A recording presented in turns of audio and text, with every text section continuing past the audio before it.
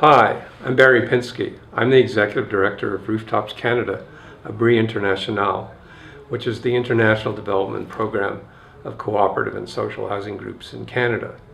I also happen to be among the very first group of Joe Baker's students who started up the community design workshop. I'm really sorry I can't be with everyone this evening. It'd be wonderful to be celebrating Joe's life and achievements with all of you.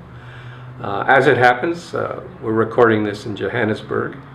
I'm in the offices. That isn't the real alley behind me. That's a painting that someone did.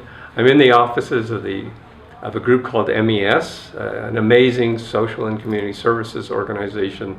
We're in one of the toughest, most difficult inner city neighborhoods in Johannesburg.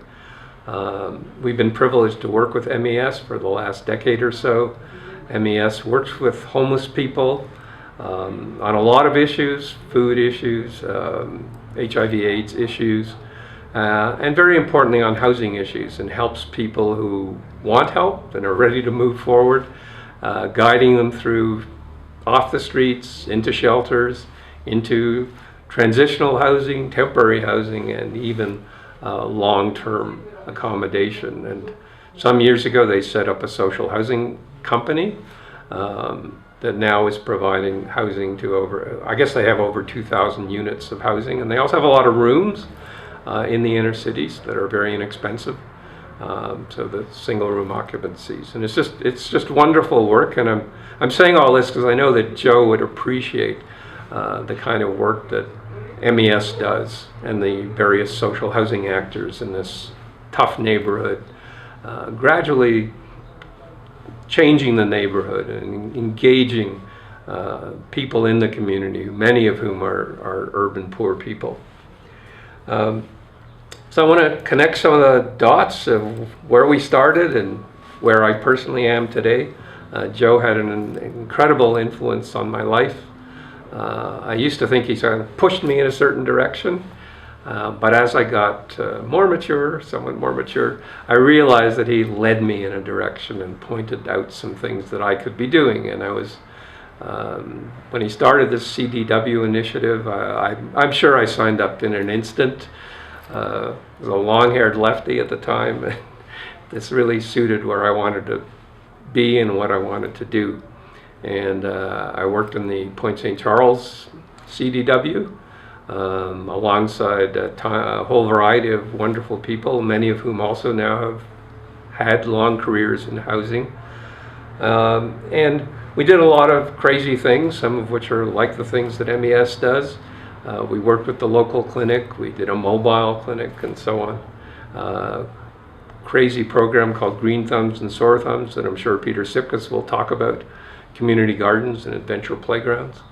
But I think in many ways the most important initiative that at that time was the startup of the first housing cooperative in Quebec.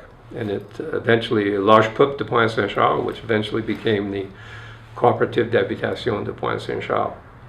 And that was so critically important, and I think Joe understood how important it was. Joe and Peter Katadotis and Andy Melamed, a planner who we lost much too early in his life, and others came together and managed to score $1 million from the federal government, which allowed the co-op to get going. And it was like in a way, what people now would call proof of concept. We proved that we could work together with very low-income people, we could rehabilitate houses, and create housing co-ops where people would have some control over their lives and their communities. And that really influenced the 1973 National Housing Act, and I know Joe was very active in putting forward ideas as to how that could really work based on our experiences.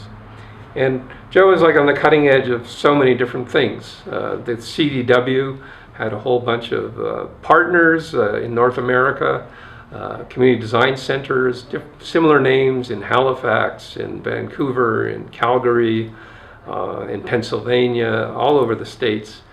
And I later discovered that more or less at the same time, people in places like Chile in the Allende period were also reprofessionalizing themselves and working with low-income communities, architects, planners, lawyers, doctors, that whole array of people who believe that everybody should have access, not just to services, but of course access to the right to housing and a decent place to live in peace and dignity. The CDW, I've been told, eventually morphed into a Groupe de Ressources Techniques, which still exists as the CDH in Montreal. A lot of you will know about their work. And that was also part of a network of something like 45 Groupe de Ressources Techniques, or resource groups as they were called in the English part of Canada, across the country, building housing cooperatives. I worked in that sector for a long time, particularly in and around Toronto after leaving Montreal. And eventually we had 100,000 families living in cooperative housing across the country. And in the mid-1980s, a number of people came together and we formed Rooftops Canada, in part to take some of these ideas overseas to work in other countries. And again, I feel very privileged. I've been with Rooftops Canada from the beginning. And we've worked in something like 38 countries. And in all cases, working with housing activists, urban activists, local Joe Bakers, who really want to make a difference in the lives of the low-income communities.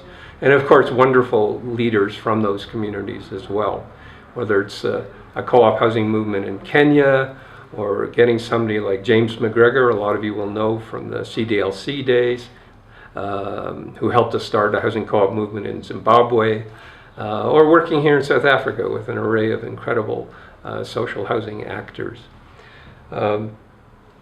So just to give a flavor, I think Joe is at the cutting edge of so many trajectories, so many important things in the lives of the Canadian cities he lived and worked in, but had influence across the country, and through his students around